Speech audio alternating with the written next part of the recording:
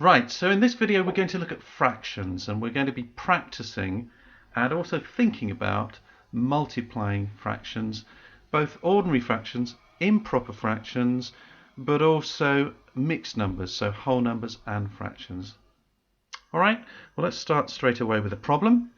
So let's start with something like 15/8, so 15 divided by 8, times 16/3. Now when I've got a problem like this, I always like to start by estimating what I think the answer is going to be. So I'm going to just change the colour of my pen here, and in the top here, right, well what's my estimate?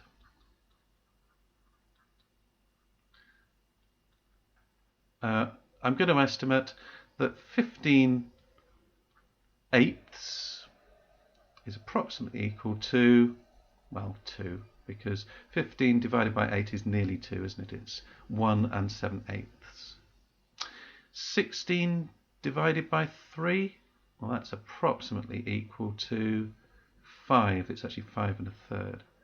So 15/8 and 16/3, I'm expecting to get then 2 times 5, 10 as my answer.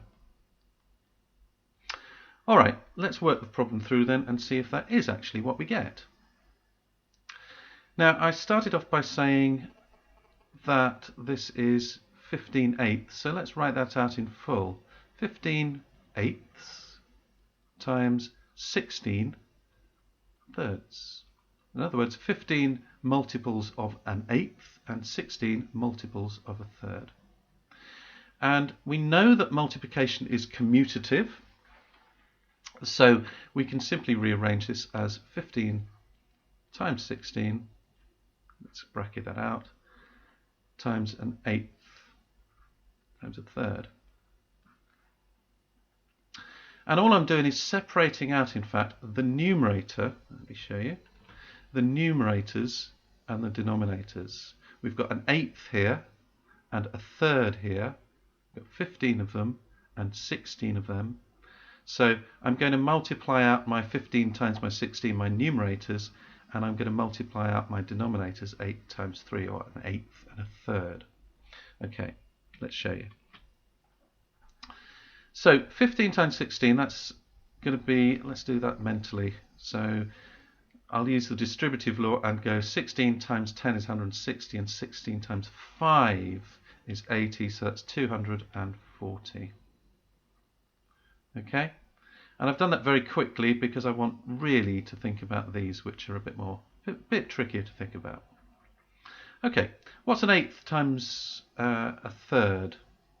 Well, if I draw a little diagram here, that might make life a little easier. I'm not going to follow the squares. Or maybe I will just follow the squares just lightly. I just draw this out for you here like this. So I'm drawing a rod, just to think about this. And there's nothing wrong with going for a diagram to help your thinking. What do I actually mean by an eighth times a third? Well, it's the same as an eighth of a third.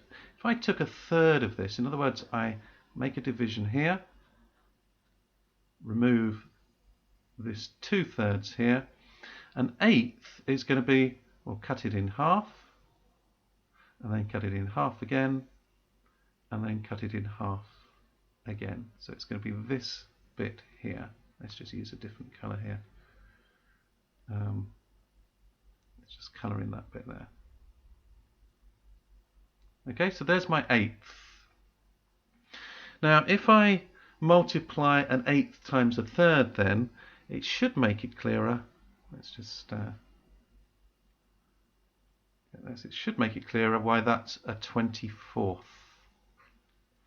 Some people get confused that multiplying, they think, always makes things bigger. But of course, if you're multiplying by a fraction that's less than 1, such a small thing here. So if you multiply by 1, you would get the same size. If you multiply by 2, you would get the number becoming larger, so you'd get 2/3. But if you're multiplying by half, a quarter, an eighth, any of these fractions that are less than 1, well, it's going to get smaller and smaller and smaller, isn't it? So multiplication is a scalar. It can get larger, but it can also get smaller. It can reduce as well as increase. So I've now got 240 times a 24th, and I can rewrite that, rather than 240 24ths, 240 divided by 24. 240 divided by 24 is the same as 10 divided by 1, because I've divided 240 by 24 and divided 24 by 25, divided top and bottom by the same number, which I can do. So I've reduced it or simplified it down to 10 divided by 1, and 1 is the identity for multiplication and division. So I've got my answer, 10. And lo and behold, 10 is exactly what we predicted. So I can be very confident that 10 is correct. Okay, let's do something else. Let's have something like, let's see, 12. Let's make it a bit more difficult. 12 35ths times, let's say, 14 51sts. How am I going to think about this? Well, I could immediately multiply across, and I'll show you what I mean. I could think, well, this is 12 times 14, 35 times 51. And then I could try and multiply out 35 times 51 and 12 times 14. And it's perfectly possible to do that. I could use, let's say, I put 51 here, 35 there. I could use a column method. I could multiply out 3 times 1, 3, 3 times 5, 15, 5 times 1, 5, 5 times 5 is 25.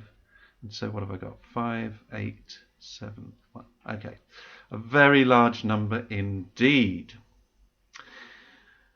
The top I could do by a slightly different method, so let's just do that. 12 times 14 is 10 times 14, that's 140, and 2 times 14 is 28, so that's 168. So I could do that one mentally. But the reason that I wouldn't go this route, and I'm just going to erase this because I'm not necessarily recommending this method. The reason I wouldn't necessarily go this route, in fact I wouldn't dream of doing it, is because of the size of these numbers. It's very easy to make a mistake when you're dealing with such large numbers. And what would I have to do now? I would have to find the highest common factor of 168 and 1785. Well, let's see. I could use method we've used in previous videos. We could use the factor tree method. I could easily sort of start halving that. I'm not going to do it because I'm going to erase this in a moment. And here I could divide by 5, so I would have a factor of 5, and I would end up with what? 3, carry the 2, 5, 3, 7, 3, 5, 7. And then I would be trying to divide this up and see if I can get this smaller. In fact, I can see that it would immediately, 7 would divide into there, and so that would be 551. Okay, and in fact that will divide again, won't it? 3 and 17. So there are my factors, and then I'll be working out these as well to try and find the highest common factor.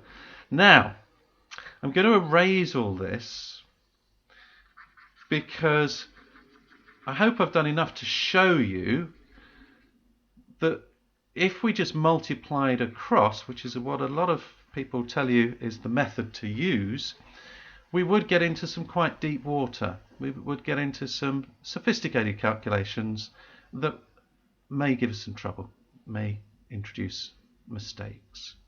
So I'm not going to do that at all. Instead, I'm going to think of it like this. We know that multiplication is commutative. So would there be anything wrong with me changing the order of this? No. And why would I want to do that?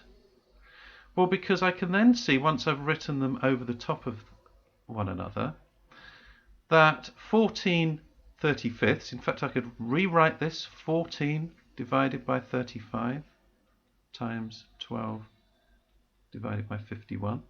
14 over 35 simplifies. If we know our multiplication tables, we should be able to recognize these numbers and know that they're in the 7 times table. 7 into 14, 2, 7 into 35, 5. Okay, And this one simplifies out. Well, I can divide through by 3, so both top and bottom, we must do the same in a division, so I get 4/17. Okay, so what I've done obviously is avoided those large numbers and ended up with 8 and 5/17, 5 times 17, or a fifth times a 17th, will give me an 85th at the bottom here. And I hope you can see that that method there of simplifying before we multiply across is a much simpler way of doing things.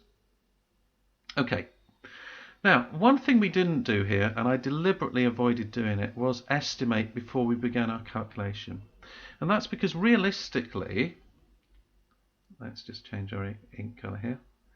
Realistically, we're going to forget to estimate as we're racing into a test. But we must remember to do it at the end. So we're still going to estimate because we want to check that we've got the right result. So we start, when we're checking, by estimating. And if we think of 12/35 as very close to 12/36, in other words, 12/35 is approximately equal to a third. Now let's estimate, let's put a line here, 14/51. Now we want to keep this simple, so I can think of doubling it up, 28, and doubling it again, I would get 56. So it's approximately equal to a quarter. And so my estimate here would be a third of a quarter, a third times a quarter, or a third of a quarter, gives me my estimate of a 12th. Let's just write it like that. So is 8/25 a 12th, or something close to a 12th? Well, one way of checking this is just to invert it. We can say that 85 divided by 8 will give us 10, nearly, let's say approximately equal to an 11, sorry. Let's just erase that, so we'll say it's approximately equal to 11, therefore 8 over 85, 8/85 is approximately equal to, whoops, making mistakes here, approximately equal to, there we go, approximately equal to 11th. We can say that our 11th and our 12th are in the same sort of order, so I think what probably happened in our estimate is that this just wasn't very accurate. But 11th and a 12th are very close. So, whoops, let's just get our eraser here. So erasing this out, perhaps checking it again if we're not entirely sure, but 11th and 12th are so close, I'm going to say that that's correct. So that's our answer. Now finally, I'm going to use some whole numbers, so let's say something like 6 and 7/9 times 3 and 9/15. That should give us some interesting numbers to toy with. And the main issue here though is that we've got mixed numbers. So we want to immediately think about converting these numbers. Okay, how are we going to do that so that they're all expressed in fractional form? Well, we've got 6. We want everything to be ninths, so we want a common denominator of ninths here. So we've got 6/9 of 54. So we've got 54/9 would give us 6. 54 divided by 9 is 6. So 54/9, let's write it like this. 54/9 plus our 7/9. And when we work that out, we will get our top-heavy fraction. Let's do the other part. We've got 15, so 3 15ths are going to give us 45 15ths plus our 9 15ths. So finally, we're going to end up with 61/9 times 54/15. Okay? So that's how perhaps we might skip a step or two, but we don't want to misunderstand what we're doing. So that's roughly how we would get to, okay, let's just check this. There we go. So that's roughly how we would get to our top-heavy fractions, our improper fractions. So how are we going to work this out? Well, we can cancel, and we haven't talked about cancelling so far. We've talked about simplifying and reducing, which are the same sort of thing. But we haven't actually used the word cancelling. Cancelling is when we take a number like this, 9, and a number like this, 54. We can see there are common factors, and so we divide through straight away without rewriting it. So 9 divided by 9 is 1. 54 divided by 9 is 6. Okay? And we can do that because if I was to rewrite that out as 61 times 54, okay, over 9 times 15, just as we did before, we could just commute one of these, the top or the bottom. I'm going to commute the top. We would get 54 times 61 over 9 times 15. And we can see very clearly then what we've got here, and that's how we're cancelling. So cancelling gives us a shortcut method of working through those steps, but there'll be absolutely nothing, and it wouldn't take much time if you don't want to cancel. It does get rather messy cancelling. You end up with all these crossings out. Nothing wrong with not using cancelling if you don't like doing that. All right, now we've got a fairly obvious one here. We've got 6/15ths, so I'm going to cancel that. Divide by 3, giving us 2. Divide by 3, giving us 5. So rewrite it again. We've now got 61 divided by 1 times 2/5. In other words, we've got 122/5. Okay, now we could leave it there. We could say that 122/5 is the answer. It's a top-heavy fraction. It won't simplify any further, so that is indeed the answer. But what I suspect, and what actually might be stated if this was given to us as an exam question, is they want us to end up with a mixed, there we go, they want us to end up with a mixed number. So they want, in other words, for us to divide through by 5 to get a mixed number as our result. Estimating it, okay, also makes me think that it would be good to express this as a mixed number, and I'll show you why. If we estimate 6 7/9, if we say, well, what is that? It's approximately equal to 7. And if we estimate 3 9/15, we can say that's approximately equal to, well, let's say 3.5. Okay? And 7 times 3.5 is going to equal, well, 7 times 3 is 21, 7 times half is 3.5, so that's 24.5. All right? So that's the kind of answer that I want to get. Let's work this one out and see if that is in fact the answer that we do get. Well, 5 into 12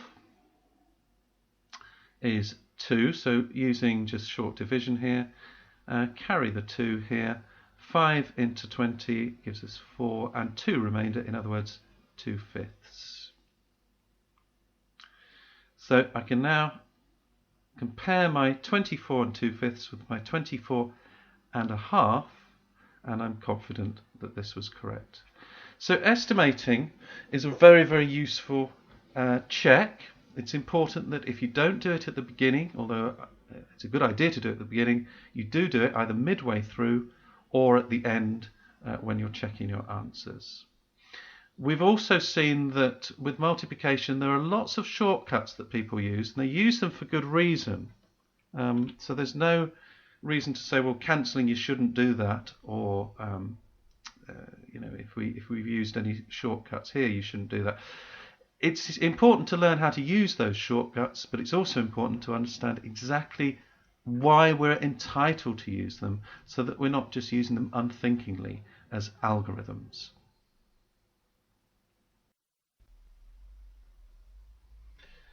Now, what I've got here is just an example to finish with, a visual example of two rods that I'm going to use to talk very briefly about what's involved when we're commuting in multiplication.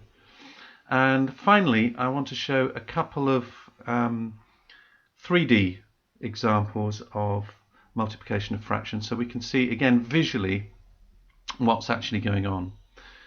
Okay, so now let's just remind ourselves of what we're doing here. If we've got a half of 2/3, a half of 2/3, what we're saying is, let's just have a look at this 2/3 here then, is that this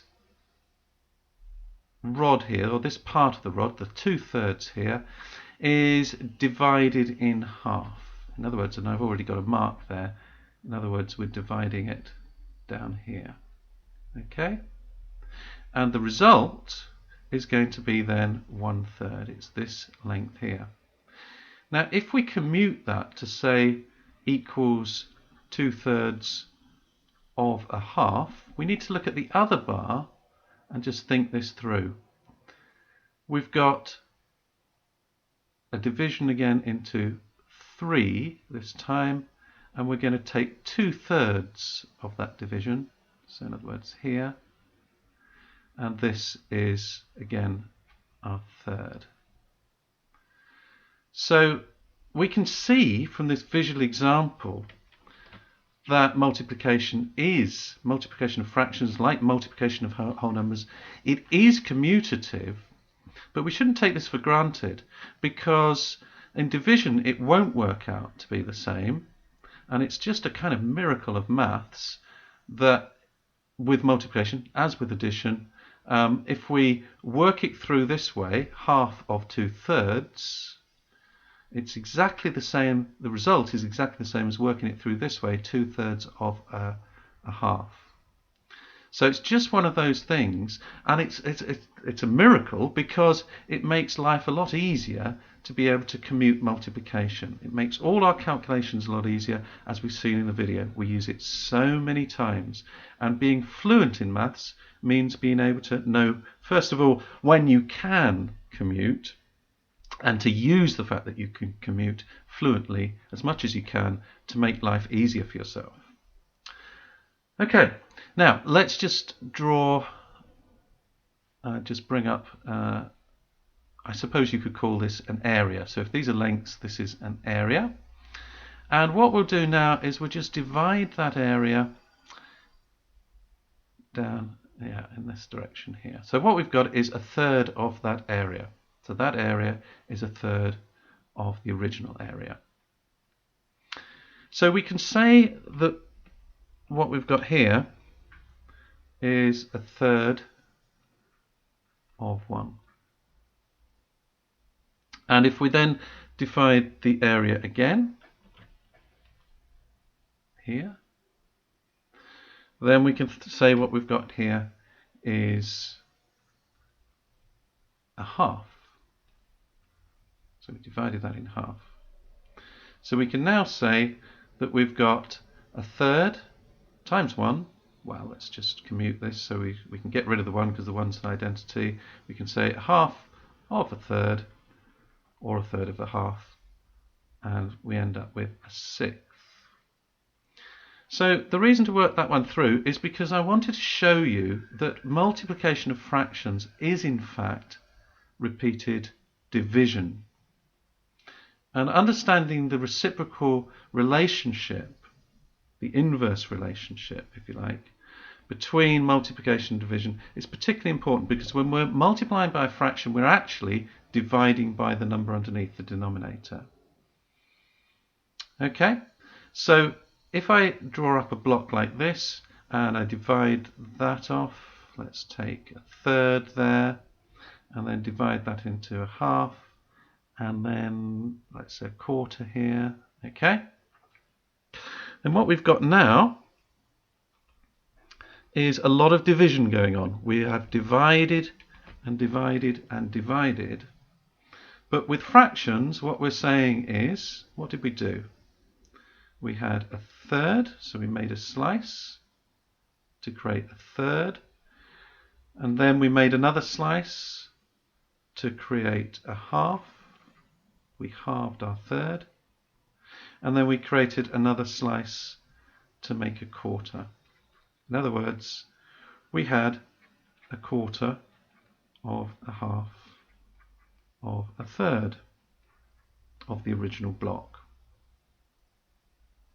And again, you can see this repeated division. Even though we've got these multiplication symbols, what we've actually done is we've divided up the block. We keep making it smaller and smaller through division. So let's just work it out. We've got, okay, a quarter of a half. Quarter of a half is going to be an eighth times that third, and an eighth of a third is a 24th.